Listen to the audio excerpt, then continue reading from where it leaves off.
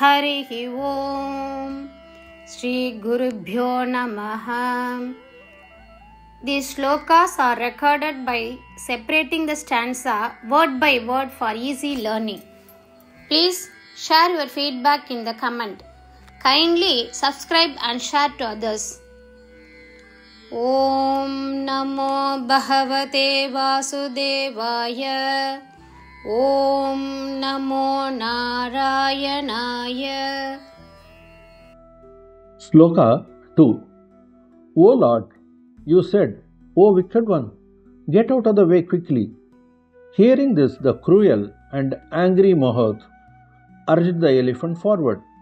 The elephant charged at you with great speed and caught you in its tusks.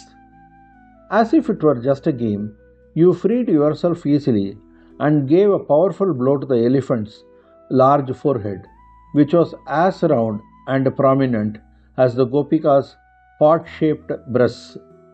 Then you playfully hid between the elephant's legs for a while and came out smiling sweetly.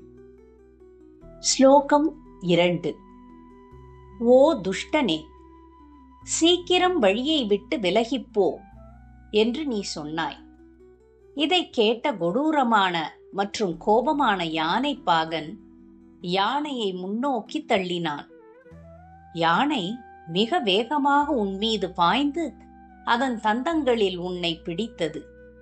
அது வெறும் விளையாட்டைப் போல நீ எளிதாக உன்னை விடுவித்துக் கொண்டு கோபிகைகளின் பானை வடிவ மார்பகங்களைப் போல வட்டமாகவும் தெளிவாகவும் இருந்த யானையின் பெரிய நெற்றியில் ஒரு சக்தி வாய்ந்த அடி கொடுத்தாய். பிறகு நீ விளையாட்டுத்தனமாகவே யானையின் கால்களுக்கு இடையில் சிறிது நேரம் ஒளிந்து கொண்டு இனிமையாக புன்னகைத்துக் கொண்டே வெளியே வந்தாய். ദുഷ്ട, വേഗം വഴിയിൽ നിന്ന് മാറൂ എന്ന് അവിടുന്ന് പറഞ്ഞു. അപ്പോൾ ക്രൂരനും കോപാകുലനുമായ ആ ആനയുടെ പാപ്പാൻ ആനയെ കോപാക്രാന്തനാക്കി. ആന അതിവേഗം വന്ന് നിന്നെ അതിൻ്റെ കൊമ്പുകളിൽ പിടിച്ച് കളിയിലെന്ന പോലെ നീ സ്വയം മോചിപ്പിച്ച ആനയുടെ വീർത്ത നെറ്റിയിൽ ഒരടിയടിച്ചു. പിന്നെ കുറച്ചുനേരം ആനയുടെ കാലുകൾക്കിടയിൽ കയറി ഒളിച്ചിരുന്നു. അതിനുശേഷം മധുരമായി പുഞ്ചിരിച്ചു. ശ്രീമന് നാരായണീയം ദശകം 75 ശ്ലോക 2.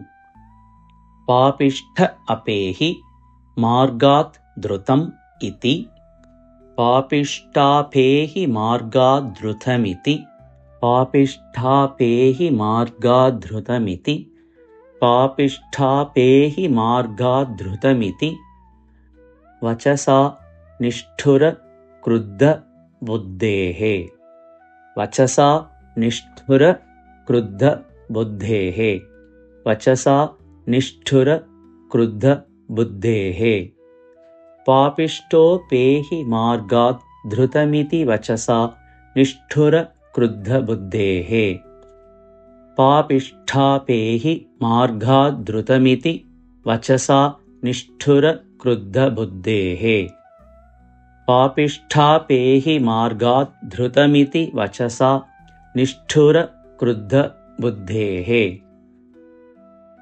അംബഷ്ഠസ്യ പ്രണോദാത് അധിക ജവജുഷ അംബഷ്ഠസ്യ പ്രണോദാദധിക ജവജുഷ അംബഷ്ഠസ്യ പ്രണോദാദധിക ജവജുഷ അംബഷ്ഠസ്യ പ്രണോദാദധിക ജവജുഷ ഹസ്തിനാ ഗൃഹ്യമാണഃ ഹസ്തിനാ ഗൃഹ്യമാണഃ ഹസ്തിനാ ഗൃഹ്യമാണഃ അംബഷ്ഠസ്യ പ്രണോദാദധിക ജവജുഷ ഹസ്തിനാ ഗൃഹ്യമാണഃ അംബഷ്ഠസ്യ പ്രണോദാദധിക ജവജുഷ ഹസ്തിനാ ഗൃഹ്യമാണഃ അംബഷ്ഠസ്യ പ്രണോദാദധിക ജവജുഷ ഹസ്തിനാ ഗൃഹ്യമാണഃ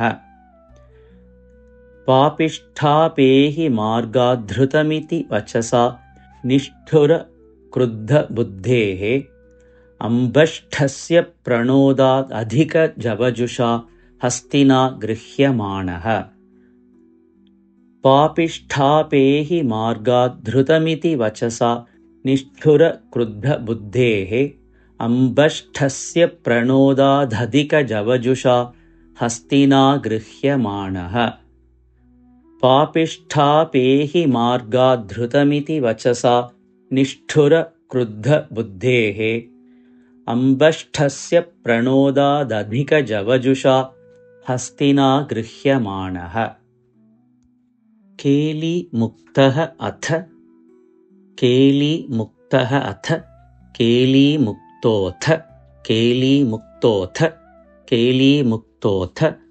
गोपीकुचकलशचिरस्पर्धिनं गोपीकुचकलशचिरस्पर्धिनं गोपीकुचकलशचिरस्पर्धिनं कुम्भमस्य कुम्भमस्य कुम्भमस्य केलीमुक्तोऽथ गोपीकुचकलशचिरस्पर्धिनं कुम्भमस्य केलीमुक्तोऽथ गोपीकुचकलशचिरस्पर्धिनं कुम्भमस्य केलीमुक्तोऽथ गोपीकुचकलशचिरस्पर्धिनं कुम्भमस्य व्याहत्य अलीयथाः त्वं व्याहत्यालीयथास्त्वं व्याहत्यालीयथास्त्वं व्याहत्यालीयथास्त्वं चरणभुवि चरणभुवि चरणभुवि पुनः निर्गतः वल्गुहासी पुनः निर्गतः वल्गुहासी पुनर्निर्गतो वल्गुहासी पुनर्निर्गतो वल्गुहासी पुनर्निर्गतो वल्गुहासी व्याहत्यालीयथास्त्वं चरणभुवि पुनर्निर्गतो वल्गुहासी व्याहत्यालीयथास्त्वं चरणभुवि पुनर्निर्गतो वल्गुहासी व्याहत्यालीयथास्त्वं चरणभुवि पुनर्निर्गतो वल्गुहासी केलीमुक्तोऽथ गोपीकुचकलशचिरस्पर्धिनं कुम्भमस्य व्याहत्यालीयथास्त्वं चरणभुवि पुनर्निर्गतो वल्गुहासी केलीमुक्तोऽथ गोपीकुचकलशचिरस्पर्धिनं कुम्भमस्य व्याहत्यालीयथास्त्वं चरणभुवि पुनर्निर्गतो वल्गुहासी पापिष्ठापेहि मार्गात् धृतमिति वचसा निष्ठुरक्रुद्धबुद्धेः अम्बष्ठस्य प्रणोदादधिकजवजुषा हस्तिना गृह्यमाणः केलीमुक्तोऽथ गोपीकुचकलशचिरस्पर्धिनं कुम्भमस्य व्याहत्यालीयथास्त्वं चरणभुवि पुनर्निर्गतो वल्गुहासी पापिष्ठापेहि मार्गात् धृतमिति वचसा निष्ठुरक्रुद्धबुद्धेः अम्बष्ठस्य प्रणोदादधिकजवजुषा हस्तिना गृह्यमाणः